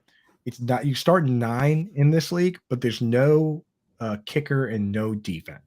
So you start. It's a super flex, meaning you can start 1 quarterback spot and then a spot that is you can start any player, running back, uh, wide receiver, tight end, quarterback, and for all intents and purposes, it's mostly a 2 QB league. Most people are going to be starting a quarterback in that spot. Though you can't get away with starting any other player there, and people need to remember that you don't have to start a QB there. But so a team like Crazy Jam, he's going to have his lineup right now would be Herbert and Wilson in the lineup, all 3 wide receivers in the 3 wide receiver spots, Ramondre Stevenson in the RB spot, and Kamara on the bench. And he actually, for his starting lineup, the next running back he picks will be in his starting lineup. The tight end he picks will be in his starting lineup. And then the next position player after that will be in the flex. So these leagues are pretty rowdy, Jeff. Like the next 3 players are most likely in his lineup. And if he wants to take another, I guess if he takes anything but quarterback, that player goes right into his lineup. So it's pretty crazy. Yeah, it'll be interesting to see the way his team shakes out. I'm kind of anxious to see these next 3 picks for him because of exactly what you mentioned. But that's what makes these leagues fun. You have to make some tough decisions early in the draft, and it definitely shapes your roster going forward. So it'll be neat to see what Crazy Jam does. So he went ahead and got his RB2 with James Conner, which isn't, I mean, it's not a terrible pick if he can tread water for the first 3 weeks. We all know Connor. Again, you can't predict injuries like you said, but Right. he's another guy he goes on that another list. guy that scares you. But early in the season, he's never played every game in a season, Jeff. Yep, never played. So in that instance, I guess you can say, well, okay, but if you need somebody to play for 3 weeks while Kamara is suspended, I mean, Connor could be a good guy, especially with their QB situation. They're probably going to run the ball a lot. You don't even know who's starting for them at this point, so it might not be a bad strategy that what Crazy Jam did there. If you need a guy to play 3 weeks for you, James Conner can give you 2.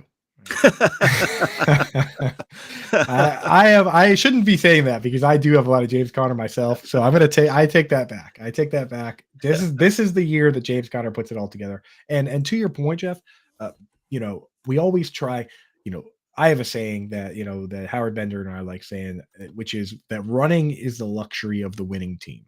So if you do to get a season like Todd Gurley or, a complete face melter season, you do need a guy that catches balls and also where the team is good enough to get you the touchdowns and stuff. I look at Todd Gurley as a perfect example where that team went 4-12 and he had 260 some odd carries and only ran for 800 yards. And the very next year, the team was better and he had the same number of carries and ran for like 1,300 yards and a lot more touchdowns just because the team was better. That said, we have seen teams in these bridge years just say, hey, you know what? We're playing with whoever's here. And you see James Robinson, even though the team's losing a ton of games, they just say, hey, you know what? You're our best player, James. We're just going to lean on you. Or Damian Pierce last year with the Texans. They're like, hey, we know we're coming in last place. We need a quarterback. You're our best player. Don't care. Go get that angry run award. And we've seen sometimes you can have those years where they just lean on the guys they have. So I wouldn't rule James Conner out, especially compared to, I guess the game here is, do you pick the bell cow back on the bad team, or do you go for a split back on a better team? And I personally, I do go for the bell cows. I don't know about you, Jeff. Yeah, if it's that situation where they're a bell cow or split, I definitely would go with the bell cow just because the opportunity, and I think that means a lot. But if it's a similar situation to two guys who are splitting carries, one's on a bad team, one's on a good team, I think that's easier to go with the guy on the good team. But I'll go with the bell cow back over the guy in a possible platoon situation. And we see now, Cooper, we talked about, we have two teams now that have three QBs. So they're definitely putting the pressure on team two here, team 1 and 2, which only have one QBs at this point. I mentioned that, like the Riddler went with what I had mentioned last round as something I would do, which is, you know what? I waited on QB and they're going to let me take 2. So I'm going to put the screws to these guys and I'm going to say, hey, you know what? Brock Purdy, Matt Stafford. Now all I need is one of those guys to be the guy. And I mean, I've watched Brock Purdy. I don't know if it was a mirage or what. I watched Brock Purdy come out last year and lead that team to a bunch of wins in a row and have 2 touchdowns, 2 passing touchdowns in every game. He had 2 passing touchdowns in every one of those games, at least 2. So it's not crazy that Brock Purdy might just be good. The team is amazing. That's the part of it that has me drafting Christian McCaffrey and has me drafting Purdy, is that how many teams out there do you look around and say, this team not only has one of the best players at some of the positions, but the best player, right? They have the best running back. They have the best fullback. They have the best left tackle in Trent Williams, right? They have arguably the best two-way tight end in George Pickens. They have arguably one of the best pass rushers in Nick Bosa. Like, there's 32 teams, and this team happens to have like 5 dudes that are the best at the position. That's why Brock Purdy, for me, all he has to do is stay alive. And, he's cracking two quarterback lineups all day long, right? I agree. He was so consistent last year. Even if his passing numbers weren't great, it didn't matter. He was scoring touchdowns on a weekly basis.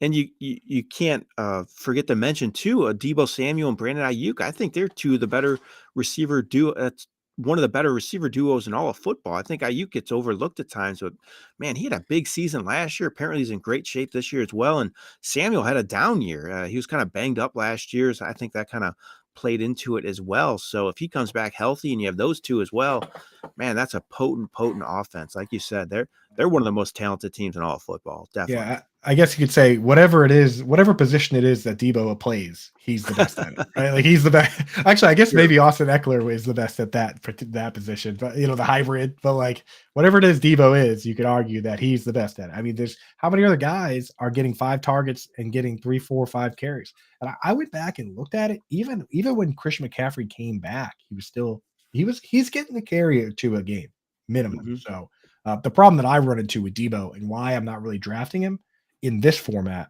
is I hate the idea. I like consistency. I talked about it with Deontay Johnson. I like to be able to set my lineup and say, this is what I expect from this player. And with guys like Taysom Hill and guys like Deebo Samuel, I know they're going to do something interesting and do something special, but the question is when, right? Like, it's interesting for DFS to say, hey, maybe this is a week that he has 2 receiving touchdowns and a rushing touchdown. And the format really where these guys crush is best ball, right? Where you get all the good and none of the bad. The problem I run into is saying, okay, you can't look at the opponent and say, now would be a good time for Taysom Hill to score a wildcat touchdown, right? Or like, this is going to be the week that Deebo had, he doesn't have 2 carries for 4 yards. This is the week where he has 4 carries for 55 yards and a touchdown. It's just, there's nothing that I can look at analysis wise to tell me now is the time. And that's why I shy away in these leagues where I set my lineup. You know what I mean?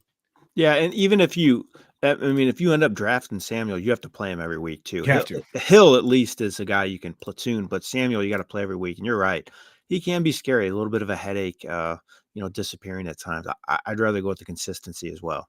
Yeah, Hill's kind of a sore subject around here too. Can't bring him up. I mean, he just changed his position again. He screws everything up for us over here. We mentioned today. We just wish he would retire. That's what we said. No, I swear, the platform community and the tight end community, we need to come together on this, because they're asking me, they're like, where do you rank Taysom Hill? And I look at my spreadsheet and I'm like, it's week 13, and I'm like, this guy's 4 targets. I'm like, where do you want me to rank? What do you want me to do? Like, what do you want me to do? I have him ranked in the same spot that I have him ranked every week. If the building's on fire, then start Taysom Hill. Otherwise, start a normal player, right? So, like, yeah, I'm with you, man.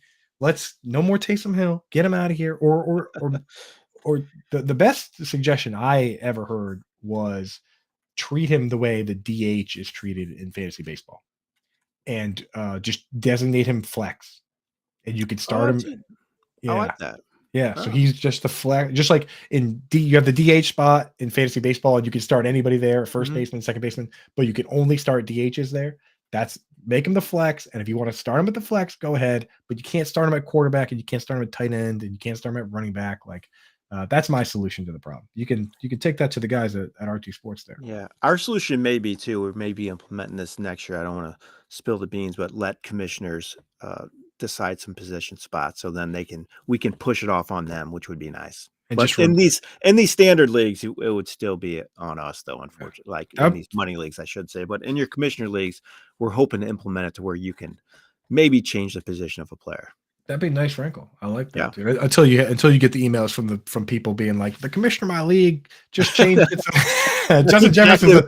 He started Justin Jefferson at tight end. Yeah. Right. It'd be like, I still remember, I actually have a Marquise Colston jersey in my closet, and I have the Colston jersey in my closet because it's right there. It's actually right here. I own this Marquise Colston jersey because one year when I was playing fantasy with my buddies, when I first, pretty early on, he was drafted out of Hofstra, and a couple teams were scouting him to play tight end. And on the platform we played on, they made him a tight end, and they never changed it. So for that year, I got to start Marquise Colston. I believe he played 1 inline snap on the entire season. I got to play Marquise Colston as my tight end. And in our format, he finished as a tight end 1. And the tight end 2 and 3, the kid I was playing in the championship had the tight end 2 in his lineup, Tony Gonzalez.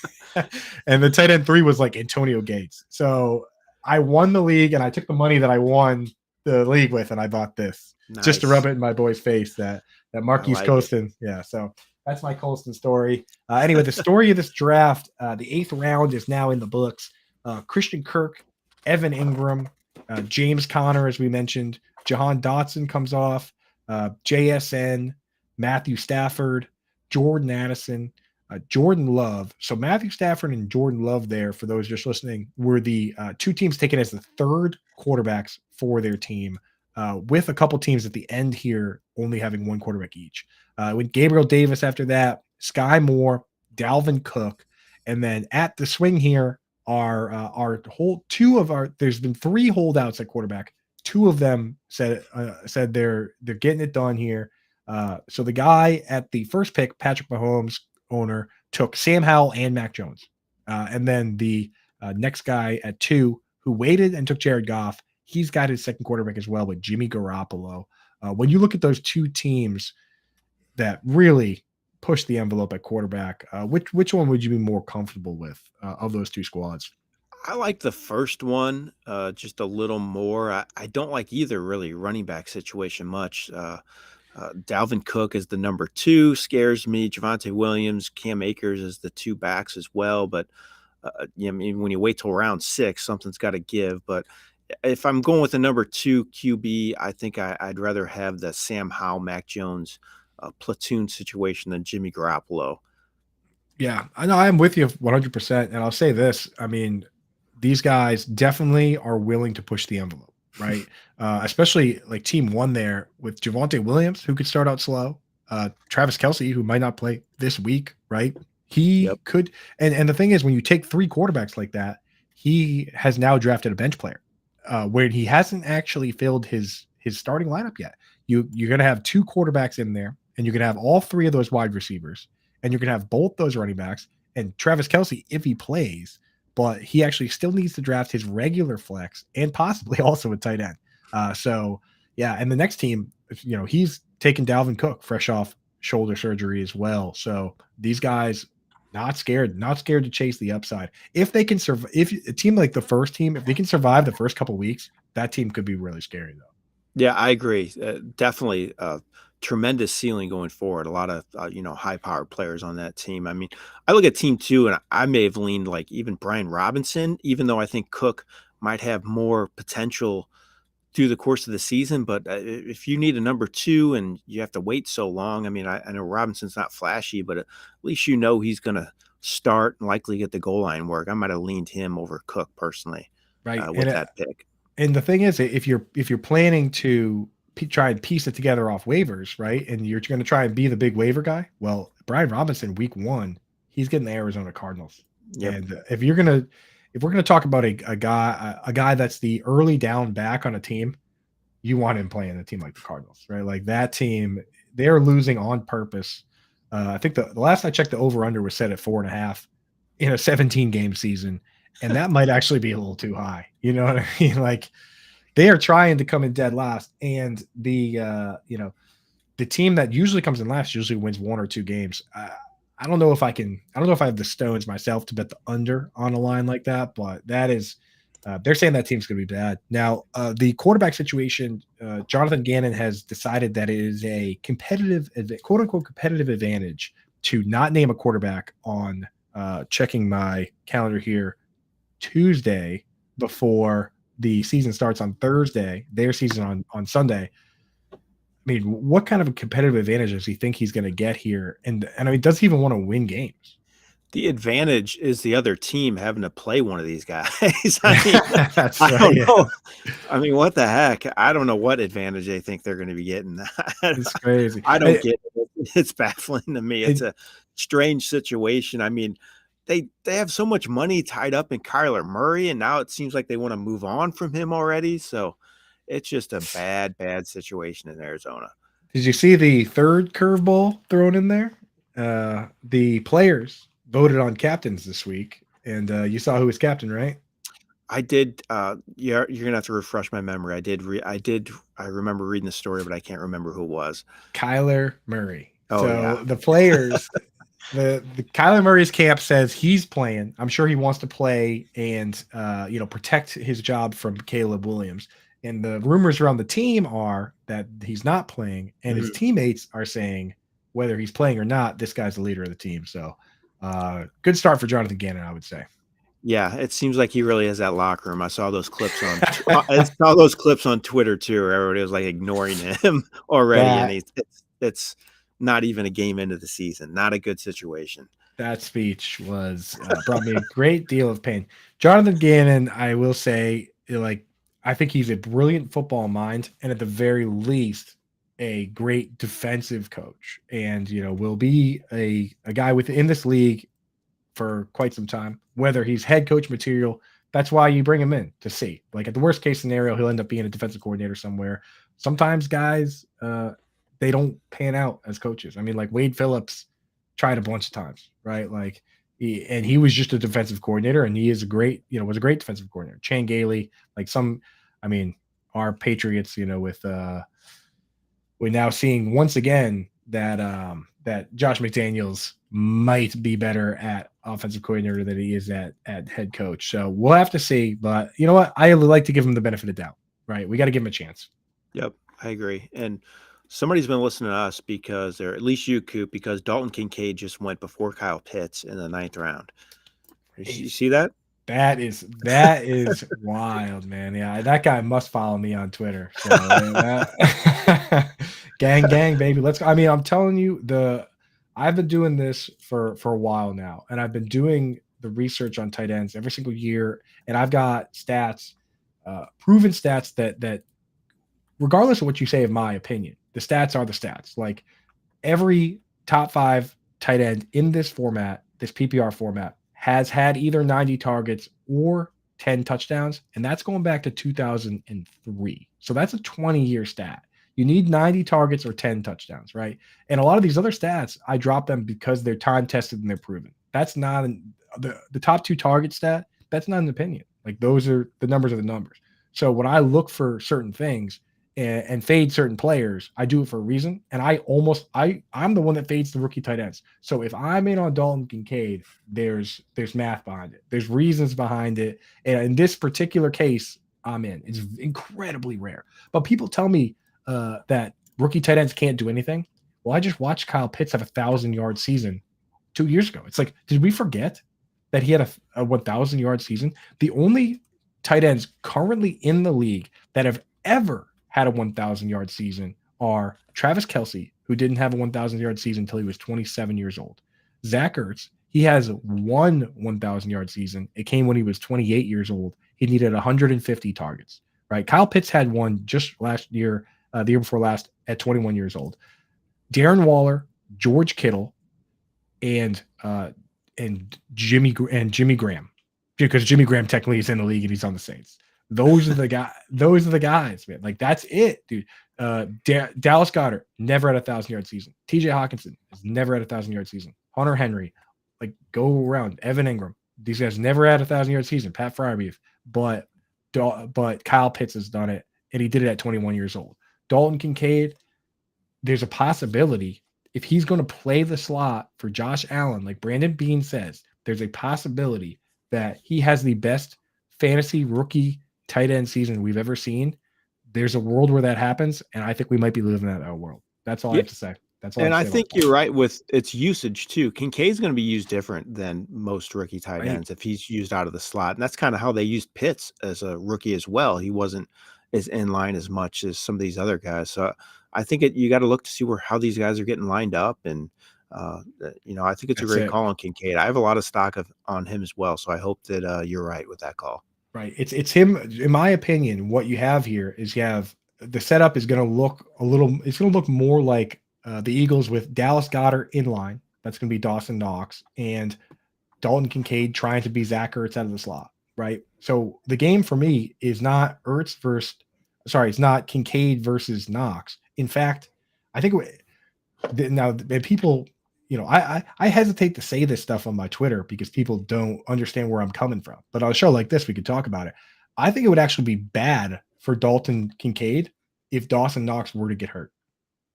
I think it's straight up. People are like, oh, well, if he gets hurt, it's wheels up. I think that would actually be bad. We don't want Dalton Kincaid putting his hand in the dirt and to have Khalil Shakur or Deontay Hardy playing the slot.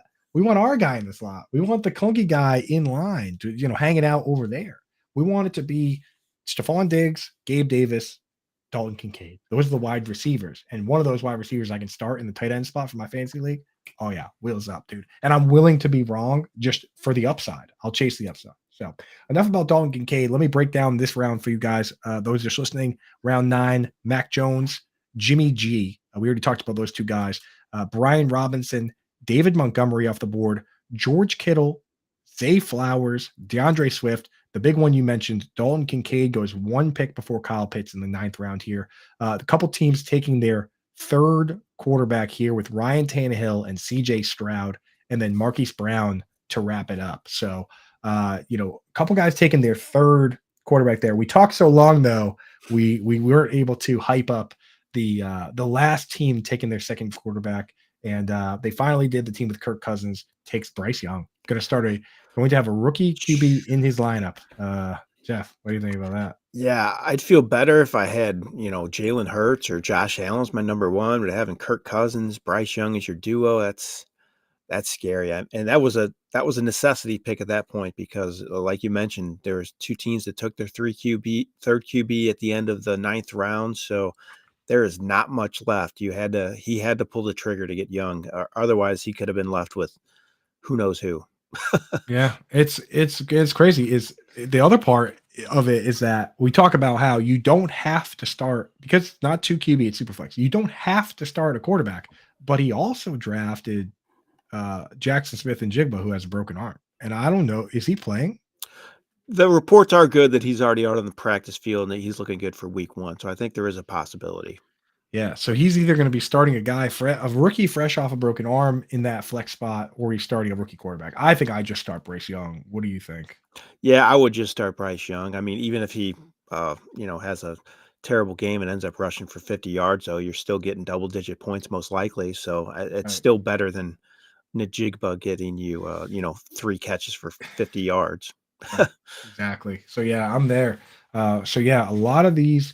This is the round. So that round we just recapped was the ninth round, and you start 9 players in this format. There's no kickers or defenses. So when you look across this board right now, those of us on YouTube, those are starting lineups for a lot of those teams. And the teams that have 3 quarterbacks that you see there with the Joe Burrow and Jordan Love, Joe Burrow, Derek Carr, Jordan Love, Lamar Jackson, Brock Purdy, Matt Stafford, those teams are starting the players they're taking in this 10th round. So that's the kind of format we're talking here, folks. This is not your work league, right? This is a $2,000 super flex draft that includes a regular flex and 3 wide receiver spots. You got to know what you're doing to some degree if you're going to put that money out. Yeah, definitely. It's put up or shut up, as they say, and it's a tough format for sure too. Because as I look at these teams and you try to figure out which one is the clear winner, and I don't have one. I mean, at this point of the draft, after about 10 rounds, there's a lot of similar teams. I mean, everyone I look at, there's some things I like, some things I don't like. It's tough to pick. Is there one that you're seeing that you're looking at that you kind of stands out to you at all? So I am starting to, now that the quarterbacks have come around, I'm really starting to like this team that started with Lamar Jackson and got Brock Purdy. I'm actually liking the way that a lot of these teams look that went hero QB, kind of like the hero RB where you take one QB and then you wait a little bit. The Burrow Derek Carr team, the Justin Herbert Russell Wilson team. I don't mind. I don't mind if my second quarterback is Russell Wilson. I think that's okay.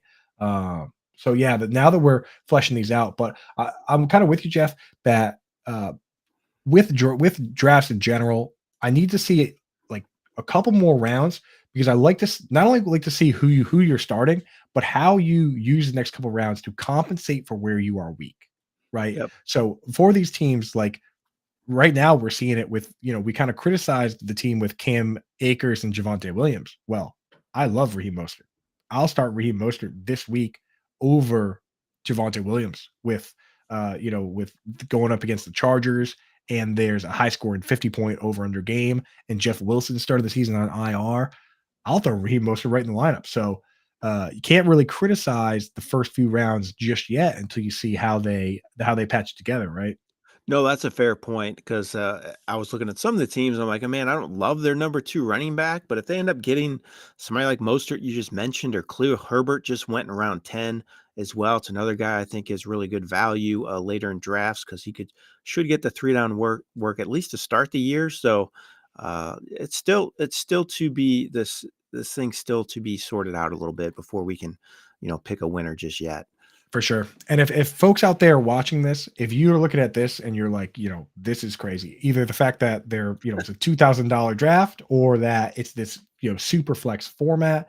If you go on RT Sports, you can either join leagues like this or you can create your own. You guys have crazy custom settings, right? You guys like have a ton of different options. As some of the most customizable stuff. So right now, if you go over, use promo code alarm23, you can get set up. They'll match 100% of your deposit up to $200, and you can go and make your own leagues like this. But Jeff, you guys can do all sorts of crazy stuff over there, right?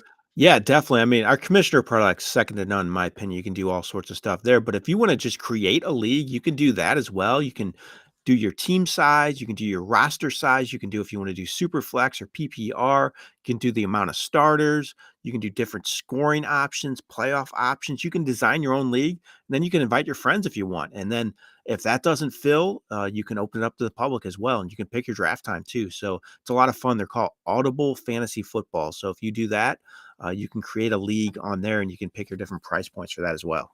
I love that because like this time of year, it's hard. It might be hard to get your crew together. It might be hard to, there's Yep. only a couple days left, go out there, grab your good buddies, get a league started, open it up to the public and just get this thing rocking, or just jump in again. You don't have to jump into a $2,000 league if you don't want to. $5,000 one is what we covered the week before last. You can go in and play $5, $25, $100. You can do a best ball draft where you don't have to set your lineup all year. It sets it automatically for you. A lot of options over there. So make sure you go over to rtsports.com/fantasy alarm. Use promo code alarm23. And again, if you're a first-time player on RT Sports, they'll match 100% of your deposit up to $200. That's a pretty good deal there. So yeah, it's a great deal. Yeah, can't beat it. So jump on in there. 10th round to recap. We're going from right to left here across your screen. Isaiah Pacheco, AJ Dillon, Michael Pittman, Samaje Perine, Bryce Young, Cortland Sutton, Treylon Burks, Khalil Herbert, Desmond Ridder, Pat Freiermuth, Antonio Gibson, Raheem Mostert. So I guess the new game now, lineup-wise, is tight ends.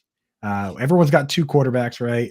Now we're back to the classic tight end waiting game. We got two teams that don't have anyone yet. And I'll say this, waiting on tight end, and again, you got to know your room, know your format, know your people you're playing with. If I'm the guy that drafted TJ Hawkinson, I'm probably feeling a little disappointed at how late you could have gotten guys like Kyle Pitts and guys like Dalton Kincaid.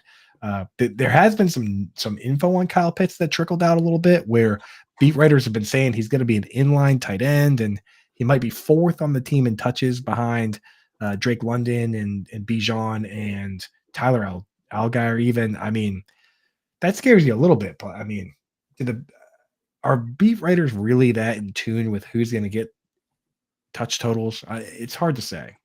I agree with that. I was a little taken aback by that when I read that as well, but I don't know if I put a ton of stock into that. I put more into it if they're, I'd rather hear the practice reports on how they're doing in training camp and how they look and what type of shape they're in, and if they're, torching defenders on a daily basis. I'd rather do that than having beat writers predict the touches. Now, I will say, when it comes to Panthers, if it were Dio Ledbetter, Orlando Ledbetter, he's one of my favorites. He's a beat writer over there. He's a funny guy, and he's really plugged in. If he were to come out and say that, maybe I would listen on that one, because I do know that he's pretty plugged in there. He's a funny guy, but outside of that, I don't know. So we'll have to see on that. I'm still taking Kyle Pitts, but my policy. I don't care about the floor. All I care about is the upside. So of course, Kyle Pitts is going to be a guy I'm considering. Right. There's your guy that just came off the board, David Njoku. That's good value, huh? Yeah, I like that. Round 11. Like you said, I think that guy who took TJ Hawkinson in round 5 might be scratching his head a little bit, being able to get Pitts and Kittle 4 rounds later. That's like you said, though, it's hard to know the room when I'm guessing most of these guys don't know who these owners are. They may have drafted with them before. On our site, we have a lot of people that are in a lot of leagues, and so you see some familiar names, but for the most part, you don't know anybody you're drafting with. So it's tough to get a gauge on how certain positions are going to be filled out. Right, exactly. Yeah. Again, if you were to do 10 drafts with me, which some of our Fantasy Alarm members have, if you are a Fantasy Alarm member and you're not set up with a Discord, definitely go over there and get set up with that, or hit me up on Twitter at Coop A Fiasco, COOPAFIASCO, and say, hey, I'm a member and I need to get in the Discord. I'll get you set up. You can do drafts with us. We do them all the time. We do them on RT Sports. We do them on a bunch of different pages. But I'll tell you what, if you do 10 drafts with me, I'm not drafting the same players every time, because there's a lot of strategy. There's a lot of moving parts. There's a lot of different builds. So you can never truly know what somebody's going to do. If even in these high stakes ones, if you draft with, say James Huntley one time, very next time you might do something totally different. So can never be too sure. I agree. And a lot of times what I do is I test different formats out to do different things I normally don't do. I take a tight end, Travis Kelce with my first pick, and then maybe back that up with Mahomes and then see what my team builds like. And if I don't like that, I'll never do that again. Or if I go 3 receivers to start my draft, it's live and learn. You got to test different strategies out and see what works the best for you, and then go with that when the money's on the line. Exactly. And if you only do one draft, that's why you hang out here with us and watch a few of these ones. If your draft is on Wednesday night, go, watch this one, you can get all the sleeper picks they're about to make here, and then go back and watch the one that me and Britt Flynn did, which is a single QB league, and you could say, hey, you know what? Here's where I was. If you watch this one, say, oh, I'm surprised to see Dalton Kincaid go early. He went early in the other one too. So these sharp guys, they're not messing around. They're willing to take some risks. They're willing to see what can happen here. So here's the most recent round that just went, round 11. Elijah Moore, Michael Thomas, Devon Achane, Brandon Cooks, Zach Charbonnet, Quentin Johnston, David Njoku, Jalen Warren, Juju Smith-Schuster, Kadarius Toney, Elijah Mitchell, Jacoby Myers. Now, with Juju coming off the board, I got to ask you, Albert Breer recently said that Juju Smith-Schuster's, and this is a direct quote, so I don't want you, Jeff, to think that, or anyone listening, think that this is something that I am saying. Albert Breer's quote was that Juju Smith-Schuster's knee could explode at any time. So what do you take of that? I mean, what explode at any time? I saw that. That's a little disheartening. I mean, I wasn't huge on him to begin with, but I do think some targets are there to be had for him just based on the receiver room. I think they're really going to target the tight end a lot this year in New England, but somebody else has to catch passes, and Juju could be the guy that plays that Edelman or Wes Welker role in that offense to get the targets. So if he's out there and playing and healthy, I think he's a guy to take a chance on around 11. But like you said, I saw that report as well. It's a little scary. Don't like that, especially because the Patriots had Jacoby Myers, who seemed to me plenty good at being the Jacoby Myers on that team, and they decided to let him go and pay somebody else to come in and play that same role. So, man, I would have been happy if Juju was just Jacoby Myers, which is a player that I liked. This is as a Patriots fan, but if he can't stay healthy, I think, as you say, targets to be had. The last time that Bill O'Brien coached this team, 2011. Now, again, the quarterback at the time was Tom Brady. The tight end was Rob Gronkowski, that finished as the tight end 1. The other tight end was Aaron Hernandez. He finished as the tight end 3 in fantasy football. And all while that was going on, Wes Welker got 173 targets. So we've seen this particular offense, two of the best offenses of all time, 2011 Patriots and 2007 Patriots. Bill O'Brien was a part of that, but probably the biggest part was Tom Brady.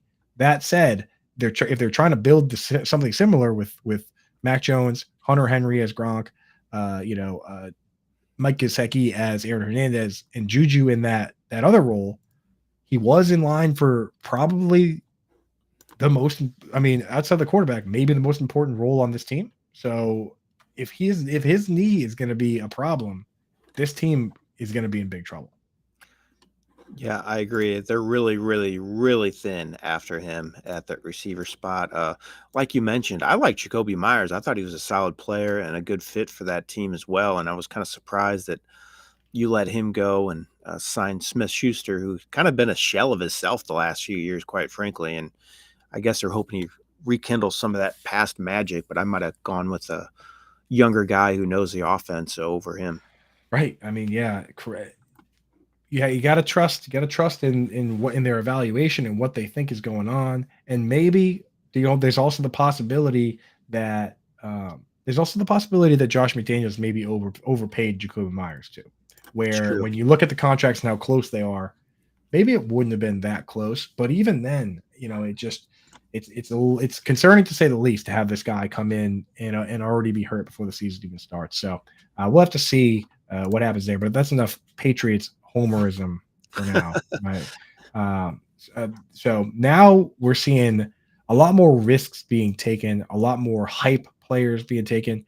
We talked about Michael Thomas. You and I probably on different sides of the fence on where he can be on that. I'm holding on to my dusty memories of what Michael Thomas was a couple years ago, but I completely understand the risks there. And also new quarterback, Chris Olave, the whole gang. You're seeing rookies coming off the board with Achane, Charbonnet, Quentin Johnston. You're seeing Jalen Warren come off the board, which is this year's Twitter hype machine, I would say. And then injured players like Juju dealing with a knee, Kadarius Toney dealing with a knee. So a lot more risk being taken here, but this is the risk-taking range if you didn't take risks earlier. Some of the teams that took the risks earlier, they got to circle back and take the Raheem Mosterts, where that's what happens if you played it safe earlier. Now you can take the risks. Yep, definitely. And Team 5, I kind of like what he did with getting Charbonnet. He has Kenneth Walker in round 5, so you got the handcuff there. In round 11, I kind of like the way his team has rounded out, if not for Cup. That Cup pick scares me, and that they only have 3 receivers right now. Just got Odell Beckham as his 4th, but overall, still that team's kind of was scaring us at first, but I like the way it's looking a little more right now. I'll tell you what. I mean, he got a really good value on T. Higgins, right? That helps. That helps a lot. He even said like, okay, you know what? We just got to steal on Higgins. We'll hold off for a bit. But I'll tell you what I just said a moment ago, where I said, hey, if you played it risky earlier, you got to go safety now. And that Team 5, he just said, nah. Right. he took Cooper Kupp, and I'm thinking to myself, okay, Kupp is, almost certainly out. The next person's in his lineup. He should go with somebody safe here. He takes Odell Beckham Jr. So he doesn't care one bit about safety, huh? No, he's going for it. He has George Kittle too, so that's another risk, right? Another big risk. He's going for it all in a 15-round draft. It's crazy to think that the next couple picks might be in his lineup this week, right? Like Miles Sanders dealing with let's not forget he's dealing with a groin as well. But if Cooper Kupp and George Kittle don't play, then he's looking at taking a tight end that's going to be starting for him, and who knows with Odell whether he's willing to start him right now or not. What are your thoughts on Odell, and I guess just on the entirety of the Ravens wide receivers? We didn't see in this preseason. We saw no Mark Andrews, no Odell, no Rashad Bateman. Zay Flowers looked good, but again, not much from the other pass catchers. So how are you feeling on these guys? Are you drafting them at all, or is there someone that stands out? I'm staying away for the most part. Zay Flowers maybe a little bit, but I feel like he's getting his ADP is going up too rich for my blood at this point. I don't see them outside of Mark Andrews, any of these pass catchers being consistent options. We talked about that earlier in the passing game. I want consistency, and I think these guys are just going to be too up and down. Andrews is the guy in that offense that gets all the work and gets a ton of looks. And I think, 3 guys that are probably going to get a lot of playing time, Flowers, Beckham, and Bateman, that, I don't know if there's enough to spread it around for them to be consistent on a weekly basis. They're going to be too hit or miss, in my opinion. Yeah. It's almost like with it's almost like and Heavy T. Can we scroll up to the top just to see? We'll scroll down when we have to, but I want to see if we can see even the round above. Yeah, we'll scroll down when we have to. We don't have to look at those. No, you don't have to do the teams. Just down to so we can see the first round. Right, one more down. So we can. Yeah, there we go. We don't have to look at the empty spots down there. We can scroll. We can scroll when we get there. So I look around. With a team like that, you almost hope that one guy does separate himself and the other guys are irrelevant, because it's worse if it's just spreading the ball around everywhere. And we know that John Harbaugh, there was one year where no wide receiver on the team played more than 62% of the snaps. And that was literally just a couple years ago. It was like Willie Snead was the leading, he had no problem using 5 tight ends and a fullback and rotating a bunch of guys around. So if they're going to do that and no one's going to play 97% of the snaps like Michael Pittman did last year, and they're all going to play 70% of the snaps and share the ball around and do all sorts of weird formations, that would be just awful. And I could absolutely see it happening because I've seen it before with Harbaugh, man. That's why I said earlier, I don't know if I'm buying the whole air raid attack here and spreading the ball out. I still think they're going to be a run heavy team, with Jackson and Dobbins leading the way. So I'm not really buying it until I see it. Yeah. Let's before we scroll down, let's take a look around. These guys really, there's a number of people in here that that seem to be making stacking or at least just kind of like pairing guys with correlation a focal point here. You got Patrick Mahomes and Travis Kelce on a squad here. I saw the Joe Burrow. So not only did he get a crazy deal on T. Higgins, but he had Joe Burrow too. They kind of let him have that one. You see anything else jump out to you in terms of correlation? Yeah, I don't think that's as big in these leagues as it is, overall big contest. I like more of a stacking mentality. I think it makes sense when you're trying to maximize those points in the overall contest where you're trying to win big money and try to separate yourself from other people. So you love to have those stacks where guys can just go off in the championship game. So there are a couple stacks here overall, but not a ton. Yeah. It's just It's a lot of different approaches that we're seeing in this draft. You're right. It's not as necessary. To me, it's more of like a tiebreaker type Mhm. thing than anything. You don't need to, even in best ball and in the leagues where it really matters. And for those, I should have mentioned this earlier. This is a contained league. So as Jeff mentioned, there are some leagues where there's big buy-ins, and then there's like a tournament style at the end where the one person that wins gets like $1 million. This is a contained 12-team league, 2 grand a pop, and the top few teams get paid out. The number one team obviously takes home the big money, but it's contained league. So you're not going to see too many of those. You're not going to see as much of the crazy stacking, and you're not going to see as much of the people caring at all about week 17 matchups and trying to go crazy, loading up a playoff schedule that you might see with the best balls and you might see with the tournaments, right? Yeah, definitely. And to know what people are playing for in this league, it's $12,000 to the winner of the league, 6,000 for second place, and 4,000 for third. So it pays out 3 spots, $2,000 to get in, 12 grand to the winner. That's nice. So you said third place walks away with two grand plus 2 grand. Yep, plus 2 Wow. grand, four grand total. That'd be nice, dude. Well, that's a nice little payday. Still even third place, walking away with 2 grand. The thing is, you got to put 2 grand up to get in. That's true. That's the difference maker. So to recap round 12, going from right to left here: Rashad Penny, Romeo Dubs, Jamal Williams, Rondell Moore, Tank Bigsby, Tajay Spears, Rashad Bateman, Odell Beckham Jr., Nico Collins, Adam Thielen, Jerick McKinnon, Alan Lazard. I like that. I mean, again, team two we said, hey, Najee Harris, Dalvin Cook, that's a little risky. Antonio Gibson, Jerick McKinnon in a full PPR league, you can probably pull an RB2 out of there. You could definitely pull a I flex agree. play. So Yep, I agree. I like McKinnon, especially early in the season. Pacheco's banged up a little bit, so maybe McKinnon gets a little more run early in the year as well. And he's kind of underrated at times because I don't think it's just going to be a backfield where Pacheco dominates. We know what the Chiefs have done the past few years. It has not been that way, and I expect it to be the same. And they really like McKinnon. We saw what he did down the stretch last year. He really carried a lot of fantasy teams during the playoffs. So don't discount him to have some big games. right, he had 71 targets, right? So Eric Bieniemy calls 71 targets to Jerick McKinnon. Team two says that sounds pretty good to me. And hey, while we're at it, Eric Bieniemy is now going to be the coach of the Washington Commanders. So why not grab other Jerick McKinnon and Antonio Gibson, right? So Yep. there's a thought process there. There's a method behind the madness with some of these teams. So kind of love that idea. Would love if these guys would pick up the pace a little bit, and maybe we could get this whole draft together within 2 hours. Wouldn't that be nice, Jeff? It would You be. It's a little bit of a slow draft, especially with it being, you don't have kickers and defenses. So you figured we could get this one in 2 hours. I don't know if it's going to happen, unfortunately.